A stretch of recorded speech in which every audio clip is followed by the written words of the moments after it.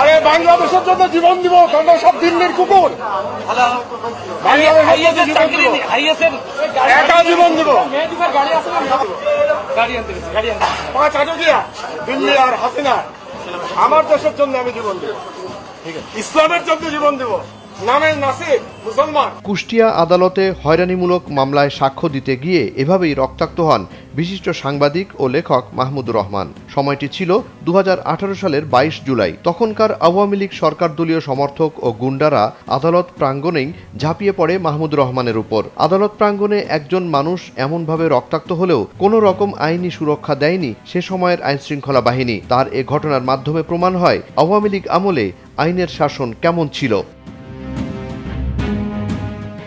2024 সালের 5 আগস্ট ছাত্র জনতার অভ্যুত্থানে ফ্যাসিস্ট আওয়ামী সরকারের পতন এবং সরকার প্রধান শেখ হাসিনা পালিয়ে যাওয়ার পর তার কুকীর্তি খুন খারাপি নিয়ে আদালতে আসতে থাকে ভুক্তভোগী এবং সমাজের বিভিন্ন শ্রেণী পেশার মানুষ। সে ধারাবাহিকতায় ফ্যাসিস্ট শেখ হাসিনার বিরুদ্ধে আদালতে সাক্ষ্য দিতে আসেন বিশিষ্ট সাংবাদিক এবং দেশপ্রেমিক বুদ্ধিজীবী মাহমুদুর রহমান। 15 সেপ্টেম্বর সোমবার আন্তর্জাতিক অপরাধ ট্রাইব্যুনালে মানবতাবিরোধী অপরাধ মামলায় ফ্যাসিস্ট সরকারের প্রধানমন্ত্রী শেখ হাসিনার বিরুদ্ধে সাক্ষ্য দিতে ট্রাইব্যুনালে হাজির হন তিনি। ট্রাইব্যুনাল 1-এর চেয়ারম্যান বিচারপতি গোলাম মোর্তজা মজুমদারের নেতৃত্বাধীন 3 সদস্যের বিচারিক প্যানেলে সাক্ষ্য দেন তিনি। পরে আন্তর্জাতিক অপরাধ ট্রাইব্যুনালের চিফ প্রসিকিউটর মোহাম্মদ তাজুল ইসলাম বলেন, মাহমুদুর রহমান এ মামলার 46তম সাক্ষী। তার সাক্ষ্য শেষে জেরা হবে। বিডিআর হত্যাকাণ্ড, শাপলা চত্বর হত্যাকাণ্ড এবং বিচার ব্যবস্থাকে ধ্বংস করা, এই কয়েকটা উল্লেখযোগ্য বিষয় বলেছেন। হিটলার যেভাবে দমন করতেন প্রতিপক্ষকে, এই সরকার যে আগের সরকার যেভাবে প্রতিপক্ষকে দমন করতেন, হিটলারের মতো সামঞ্জস্যতা আছে, সেগুলো তিনি বলছেন। পূর্ণাঙ্গ বক্তব্যের পরে একটা কমপ্লিট পিকচার আপনাদেরকে দেওয়া সম্ভব হবে। শেষ সময় বিশেষভাবে তিনি যেটা বলেছেন যে আদালত ব্যবস্থাগুলো যে তার ইশারায় চলতো এবং আদালতগুলো যে তাদের কৃতদাসের ভূমিকায় অবতীর্ণ হয়েছিল, সেই বিষয়গুলো কিন্তু তিনি বলার চেষ্টা করেছেন। বিগত সময়ে স্কাইপ কেলেঙ্কারির কথা তিনি বলেছেন, যে বিদেশ থেকে ডিকটেট করা হতো, পরামর্শ গ্রহণ করা হতো কিভাবে এখানে রায় প্রদান করা হবে, কিভাবে সাক্ষ্য গ্রহণ করা হবে। প্রসিকিউশনের সাথে জাজদের যে অনৈতিক আতাত, সেই প্রসঙ্গগুলো এখানে উঠেছে।